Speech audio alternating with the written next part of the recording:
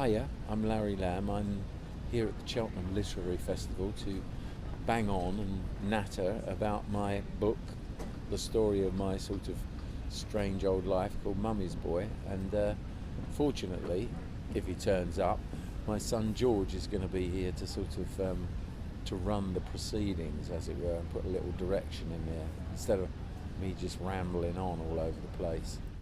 People ask me what it's like working with my son, and frankly I can't think of many people I'd like to work with more. We have a really great rapport, and we can just sort of have a little bit of banter between us and not make it too serious. He knows most of the stories off by heart anyway, so he tends to sit and roll his eyeballs over if they go too far.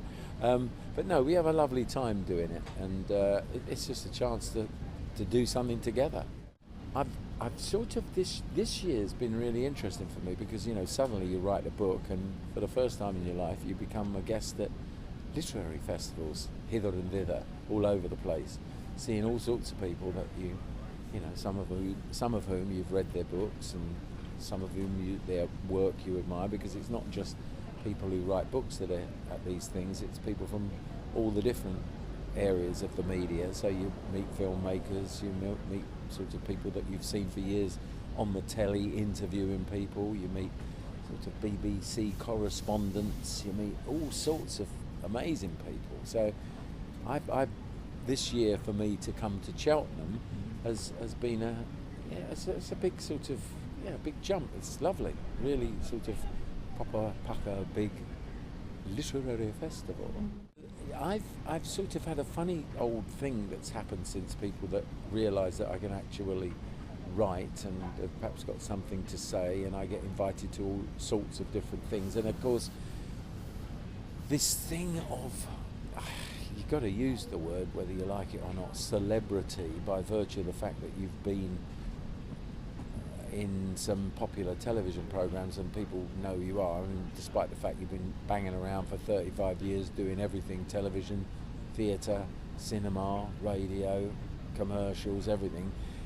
People suddenly know who you are, and when they know who you are, you kind of have an extra value, and you get invited to do all sorts of things. I mean, I was even doing some readings, or not readings, but I was doing a programme aimed at getting teenagers in particular more interested in Shakespeare, and I got to play one of those extraordinary characters in As You Like It, called Jaques, and to do the 7 Ages of Man speech. So interesting, the things that come out of being Archie Mitchell on EastEnders and Nick Shimton on Gavin and Stacey.